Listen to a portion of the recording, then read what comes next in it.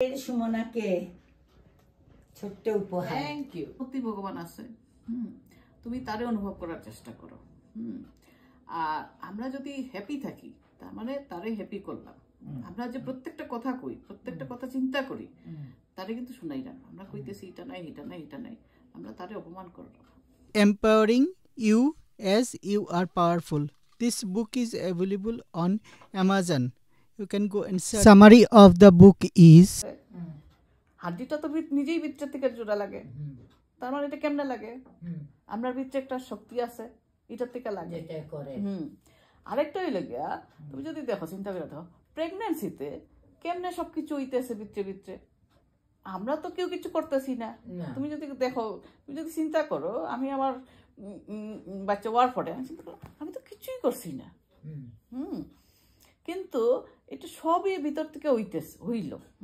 তার মানে আমার ভিতরে একটা অসীম শক্তি আছে, যেটাই করায়। তারপরে দেখো আরেকটা জিনিস হইল কি, কনসিয়াস মাইন্ড, সাবকনসিয়াস মাইন্ড।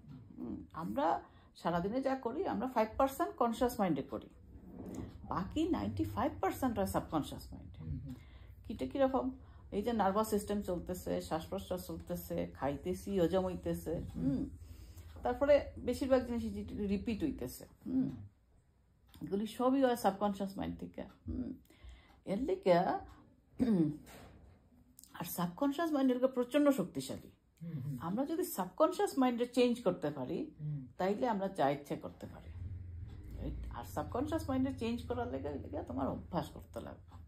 আমরা যে কোনো জিনিস যদি চেঞ্জ করতে চাই, আমি 2021-এ আমি নিজেরা চেঞ্জ করতে চাইলাম, আমি করতে পারলাম না। It is a big failure for me. আমার তখন বলে আমি কেন পারলাম না, আমার জানতে লাগবো যে আমি এটা কেন পারলাম না।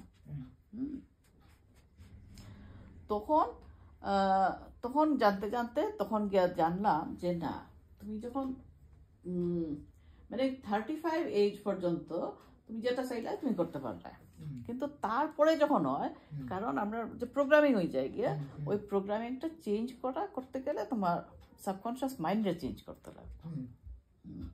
আর সাবকনসিয়াস মাইন্ডের আরেকটা জিনিস আমি করি, যেটা আমার কাছে বুঝছি, ওই যে তোমার যে কোনো ধর্মশাস্ত্রে কয় না যে তুমি জব করো, জবটা খুব দরকারি। হ্যাঁ, জব করতে থাকো, তাইলে তুমি মরার সময় তুমি ঠাকুরের নাম মনে করতে হবে।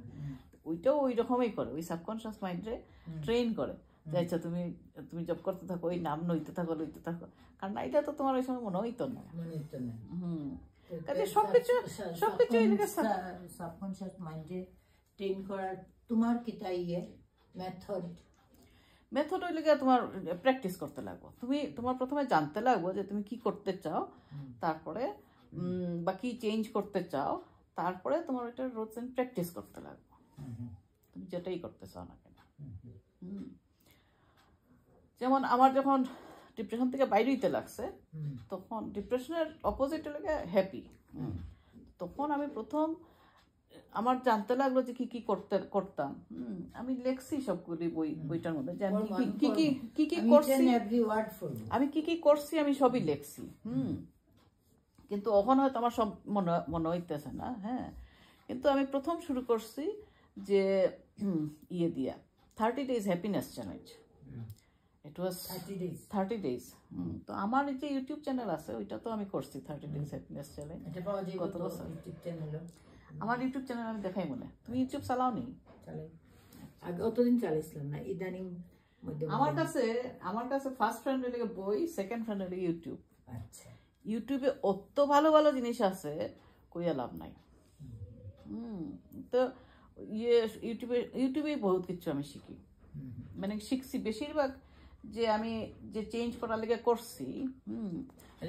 Smartphone university, WhatsApp university, Google university, YouTube university, everything available. না অ্যাভেলেবল, কারণ ভালো ভালো জিনিস আপলোড করে। হ্যাঁ, ইভেন আমার যে চ্যানেল, আমি অনেক কিছুই আপলোড করছি, যদিও এটা অত ফেমাস নয়, তারপরেও ধীরে ধীরে হইব।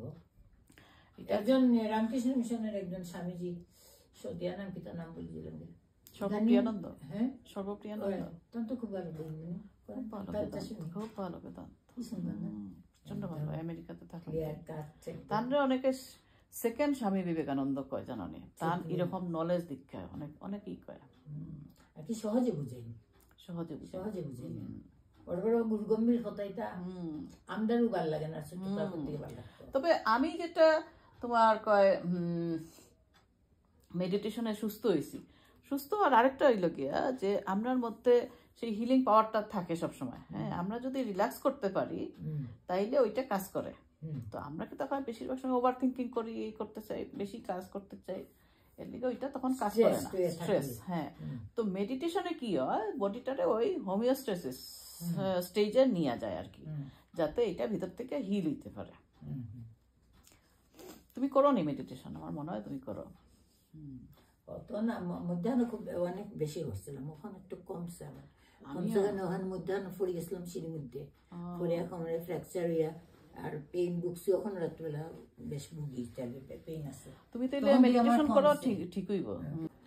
ইও লেখি, শর্ট স্টোরি লেখি, একটা কালেকশন এটার। আমার এখন কিছু কিছু ইয়ে আছে, একজন পাবলিশার আছে, আমার মাঝে মধ্যেই কয় তোমার লেখা দেও।